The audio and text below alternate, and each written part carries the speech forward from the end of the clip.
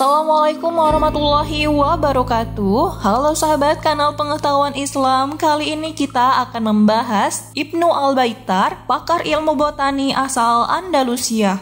Pada abad ke-13, Islam mengalami perkembangan keilmuan di bidang kesehatan. Hal tersebut karena kemunculan seorang ahli di bidang tersebut ialah Abu Muhammad Abdullah bin Ahmad ad-Din bin Al-Baitar Al-Malaki, atau yang lebih dikenal dengan nama Ibnu Al-Baitar. Ia lahir pada tahun 1193 atau 589 Hijriah di Malaga, sebuah kota di Andalusia. Ia memulai pendidikannya di Seville, Spanyol. Saat itu, ia bersama guru-gurunya mulai mengumpulkan tumbuh-tumbuhan di sekitar bersama beberapa gurunya, seperti Abu Al-Abbas An-Nabati, Abdullah bin Sholih, dan Abu Al-Hajjaj. Dari situlah ia memiliki minat pada ilmu botani tumbuh-tumbuhan. Pada tahun 1221 Masehi atau 617 Hijriah, ia melintasi Afrika Utara menuju Asia Kecil dan Suriah. Di sana ia akhirnya belajar ilmu tumbuh-tumbuhan dari para ahli dan dokter.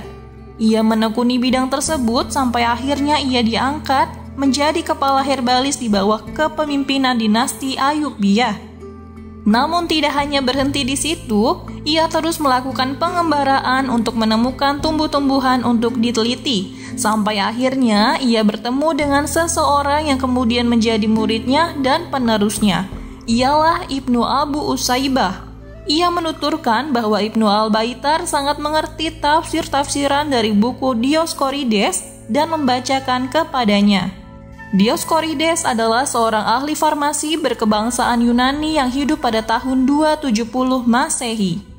Dalam mempelajari ilmu botani, Ibnu Al-Baitar terpengaruh dari Maimonides dan Al-Ghafiqi. Semasa hidupnya, ia telah menuliskan beberapa karya berupa buku pengobatan dari tumbuh-tumbuhan.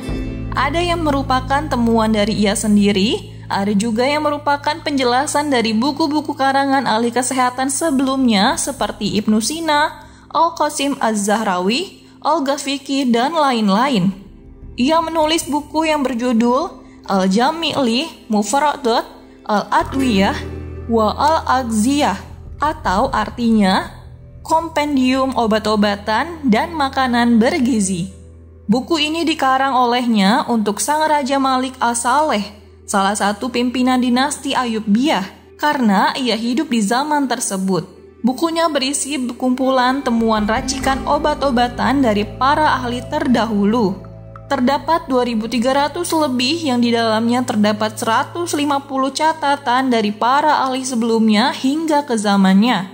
Ada 200 tanaman yang sebelumnya tidak pernah dikenal lalu dikenal olehnya di dalam buku itu. Di dalam buku tersebut, ia menuliskan kegunaan tumbuh-tumbuhan yang sangat lengkap, mulai dari akar, batang, buah, hingga daunnya.